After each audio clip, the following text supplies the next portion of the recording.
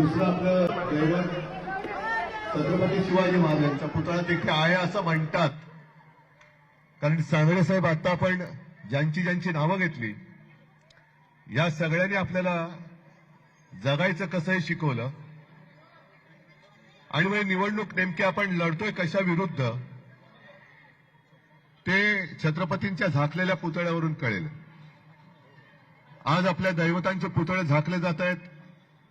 आपली अस्मिता मारण्याचा प्रयत्न होतोय. आपल्या भाषेवरती आक्रमण होतोय. मग आता तुम्ही इथे विचाराल आपल्या विरुद्ध कोण आहे. विरुद्ध कोण आहे ते तुम्हाला माहिती आहे. गद्दार आहे तो भाग वेगळा. पण ती जी वृत्ती आहे ही वृत्ती गद्दारीची वृत्ती आहे. आणि या गद्दार वृत्तीचा पराभव करण्यासाठी मला इथून सरिताताई नगरसेविका म्हणून निवडून आले पाहिजेत. कारण तुम्ही सगळ्यांनी ज्यांना निवडून दिलं होतं, निवडून दिलेले गद्दार होऊ शकतात, पण जे निवडून देतात ते गद्दार होऊ शकत नाहीत हे दाखवणारी निवडणूक आहे. आणि मला खात्री आहे की जो उत्साह तुमच्यामध्ये दिसतो, तुमच्या चेहऱ्यावरती जो एक आत्मविश्वास दिसतोय, तो पाहिल्यानंतर विजय आपला निश्चित आहे. मात्र गेल्या 1-2 दिवसांपासून पैशाचा धुमाकूळ चाललेला आहे. धुमाकूळ म्हणजे एवढे निर्लज्ज आणि बेदरकार लोक आहेत.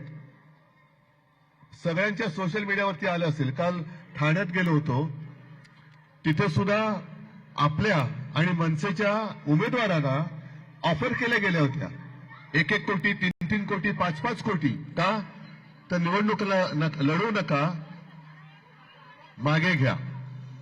का नका लढू? तुम्ही जर का कामं केली असतील तर या ना. आम्ही केलेली कामं घेऊन लोकांसमोर आलो आहोत. तशी तुम्ही जर का काही कामं म्हणजे त्यांनी जर का काही कामं केली असतील तर ती सांगा. पण सांगण्यासारखं काही नाही, पण वाटण्यासारखं भरपूर आहे. आता त्यांना पैसे वाटताना भीती सुद्धा वाटते पराभवाची. ही आजची रात्र आणि उद्याची रात्र. हा पैसा वाटप जर तुम्हाला कुठे आढळला तर बेलाशक काय करायचं, बेलाशक या शब्दात तुम्हाला कळलं असेल, ते करून पोलिसांच्या ताब्यात द्या.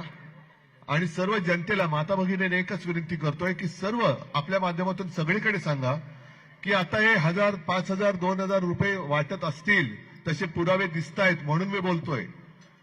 कल्याणमध्ये सुद्धा काल पाकिटाच्या पाकिटं ही सोशल मीडियावरती दिसत आहेत. कोणी दिली ते पण सांगतायत.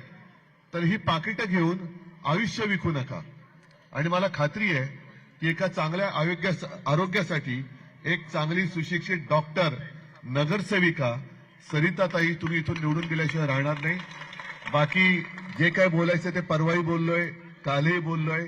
आज 5 वाजेपर्यंत जिथे जिथे जाऊन बोलता येणं शक्य असेल तिथे मी बोलणार आहे. पण कर्तव्याला आता चुकू नका. कारण आता जर का चुकाल तर मुंबईला मुकाल. ही मुंबई आपली आहे, ती आपल्या ताब्यात ठेवा आणि तशी तुम्ही ती ठेवाल असा आत्मविश्वास व्यक्त करतो. शुभेच्छा देतो. जय हिंद, जय महाराष्ट्र.